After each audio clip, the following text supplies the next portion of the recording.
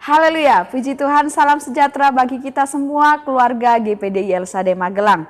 Kita mengucap syukur kepada Tuhan kembali hari ini kita dapat menikmati kebenaran firman-Nya.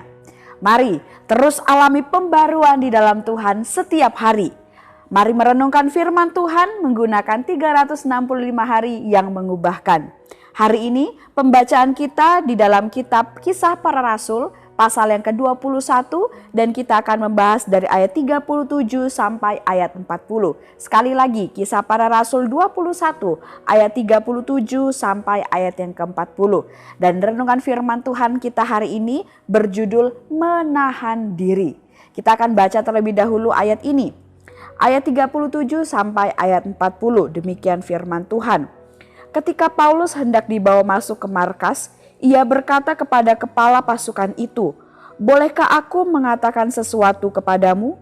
Jawabnya, "Tahukah engkau bahasa Yunani?" Jadi engkau bukan orang Mesir itu yang baru-baru ini menimbulkan pemberontakan dan melarikan 4.000 orang pengacau bersenjata ke padang gurun?" Paulus menjawab, "Aku adalah orang Yahudi dari Tarsus, warga dari kota yang terkenal di Kilikia. Aku minta supaya aku diperbolehkan berbicara kepada orang banyak itu." Sesudah Paulus diperbolehkan oleh kepala pasukan, pergilah ia berdiri di tangga dan memberi isyarat dengan tangannya kepada rakyat itu. Ketika suasana sudah tenang, mulailah ia berbicara kepada mereka dalam bahasa Ibrani, katanya. Puji Tuhan, Tuhan Yesus memberkati kita dari ayat firman Tuhan yang sudah kita baca bersama-sama. Bapak Ibu yang diberkati oleh Tuhan, dalam kitab Kisah Para Rasul pasal 21 ini, di perikop sebelumnya yaitu mulai dari ayat yang ke-27 sampai ayat yang ke-36, di sana kita dapat menemukan ada peristiwa di mana ada orang-orang Yahudi yang datang dari Asia tiba-tiba menuduh sambil meneriaki Paulus ya, dan juga tentunya menghasut orang-orang Yahudi yang ada pada saat itu yang ada di dalam bait Allah untuk segera juga menangkap Paulus ini. Nah, karena hal tersebut mereka atau orang-orang Yahudi ini membuat kegaduhan atau kekacauan di dalam bait Allah. Nah, bagaimana kelanjutan peristiwa ini dan apakah yang dapat kita pelajari dari kisah ini? Mari kita bersama-sama mempelajarinya dengan menggunakan O, I, dan A. Yang pertama, pada bagian observasi, kita melihat dalam peristiwa ini tokoh-tokoh yang terlibat yaitu adalah tentu saja Paulus, kemudian ada orang-orang Yahudi, ya, ada juga kepala pasukan prajurit Romawi dan juga tentunya ada orang banyak ya, dan orang banyak ini pun juga adalah bagian dari orang-orang Yahudi. Nah, peristiwa yang terjadi dalam perikop ini yaitu di mana Paulus meminta izin kepada kepala pasukan prajurit Romawi yang sedang menangkap, yang sedang menahan Paulus supaya Paulus ini diberikan kesempatan untuk dapat berbicara kepada orang banyak yaitu orang Yahudi pada saat itu. Nah, dan mengapa peristiwa ini atau peristiwa permintaan izin Paulus kepada kepala pasukan ini bisa terjadi? Ya, alasannya adalah karena pada saat itu Paulus ingin mengatakan sesuatu sebagai pembelaan diri di hadapan rakyat Yahudi yang ada di situ. Karena sebelumnya Paulus ini ditangkap, ya, dia dituduh oleh orang-orang Yahudi karena orang Yahudi ini menganggap bahwa Paulus ini menentang bangsa Yahudi, menentang hukum Taurat dan menajiskan bait Allah. Dan karena kegaduhan yang disebabkan oleh orang Yahudi, maka pada saat itu prajurit ini datang dan kemudian akhirnya dia juga menangkap si Paulus ya, karena sudah terjadi begitu banyak kericuhan yang ada pada saat itu. Meskipun sebenarnya alasan penangkapan prajurit Romawi terhadap Paulus ini bukanlah karena alasan yang disampaikan oleh orang Yahudi ya, tapi mereka berpikir ada alasan lain sehingga Paulus ini ditangkap. Nah, pada saat itulah ketika Paulus ditangkap, dia meminta kepada kepala pasukan untuk berbicara terlebih dahulu kepada orang Yahudi.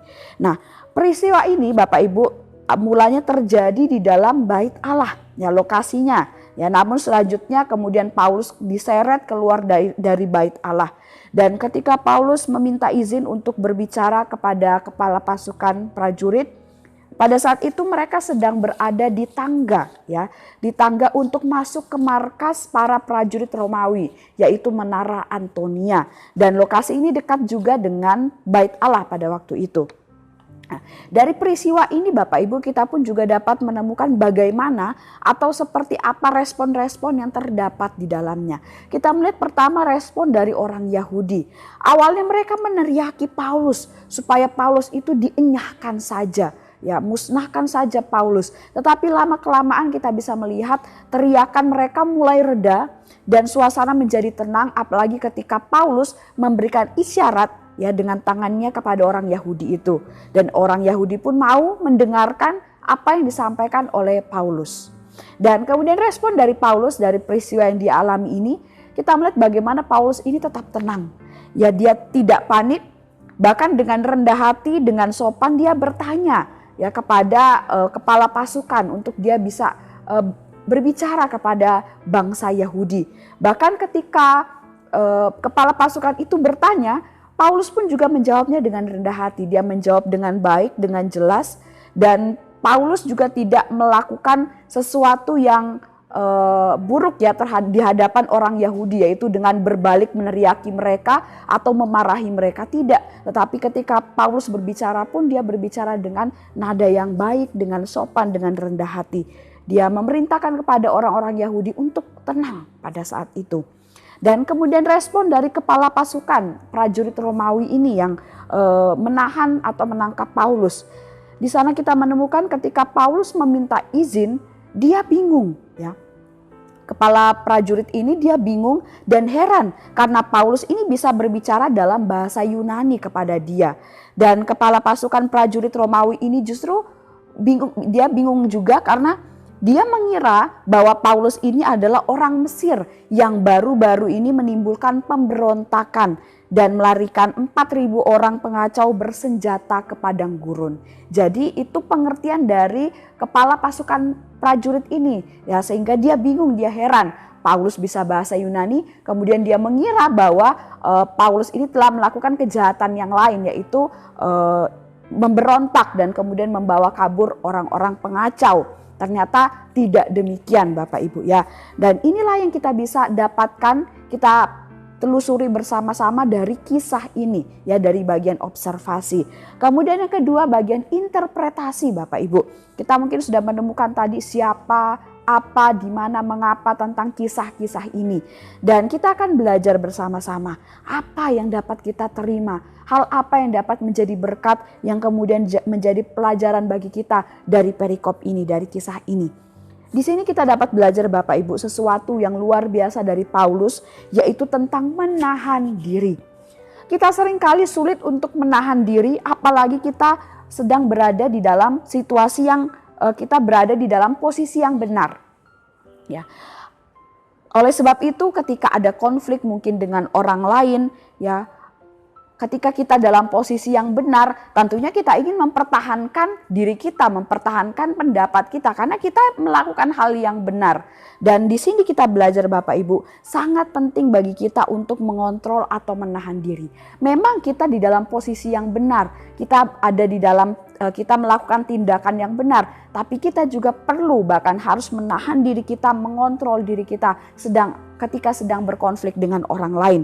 Ini penting supaya kita bisa berbicara dan menyelesaikan masalah dengan cara yang rukun dan damai. Kita pun dapat memberikan penjelasan yang jelas, penjelasan yang baik, dan kemudian dapat diterima oleh orang lain, dan orang lain pun dapat menilai bahwa kita benarlah di pihak yang benar. Nah, jadi oleh sebab itu perlu menahan diri, menguasai diri kita ya, untuk tidak kemudian cepat-cepat marah, cepat-cepat protes, kemudian membantah dan pada akhirnya menimbulkan pertengkaran. Nah, Amsal 29 ayat 11.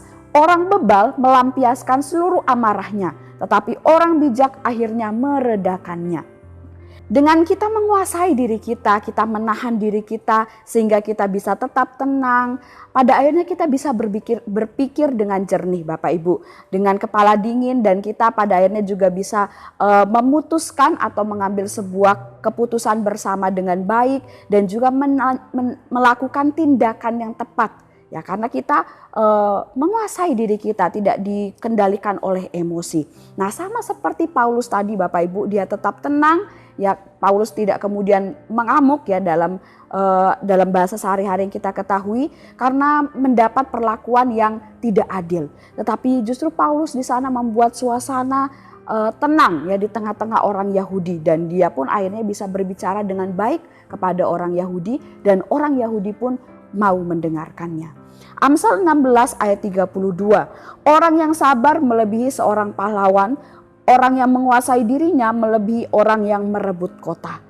Jika kita bisa menahan diri atau menguasai diri, maka sesungguhnya kita ini adalah pribadi-pribadi yang hebat, bahkan melebihi seorang pahlawan ataupun seorang yang berhasil merebut kota dalam sebuah peperangan.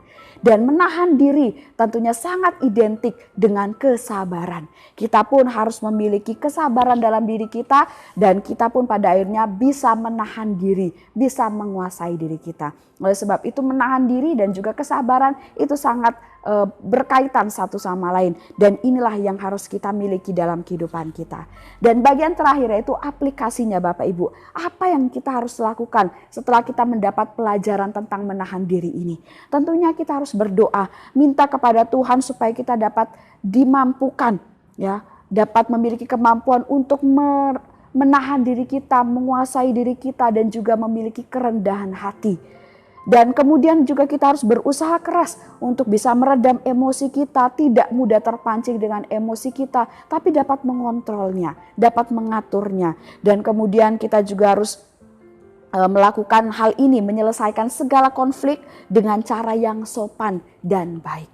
Inilah hal-hal yang harus kita lakukan dalam kehidupan kita Bapak Ibu ketika kita sedang mungkin menghadapi konflik dengan orang lain. Dan Tuhan ingin kita mengatasinya dengan cara yang baik sesuai dengan kehendak-Nya. Puji Tuhan, Tuhan Yesus memberkati kita semua melalui renungan firman Tuhan hari ini. Kiranya dapat menjadi berkat bagi kita semua.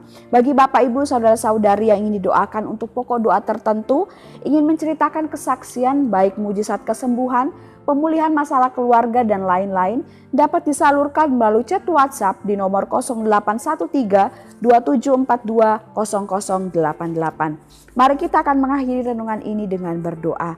Kami mengucap syukur Tuhan buat kebaikan-Mu dalam kehidupan kami. Kami dapat belajar kebenaran firman Tuhan hari ini yang mengajarkan kami untuk kami dapat menahan diri, menguasai diri kami, dan juga memiliki kesabaran, terlebih khusus dalam kami menghadapi konflik-konflik tertentu dengan orang lain Tuhan. Kami ingin tetap menjalankan kebenaran firman Tuhan. Kami ingin tetap melakukan hal yang benar di hadapan Tuhan. Sehingga segala konflik pun dapat kami atasi dengan baik. Tuhan memberkati setiap jemaat Tuhan yang ada di GPD LSAD Magelang. Biarlah hidup kami semakin hari kami semakin cinta akan Tuhan. Semakin setia melayani Tuhan. Lanjutkanlah kasih setia-Mu bagi keluarga GPD LSAD Magelang yang mengenal Engkau ya Tuhan. Dan keadilan-Mu bagi kami yang tulus hati. Terima kasih Tuhan, kami terima firman-Mu dengan penuh ucapan syukur. Dalam nama Yesus, haleluya, amin.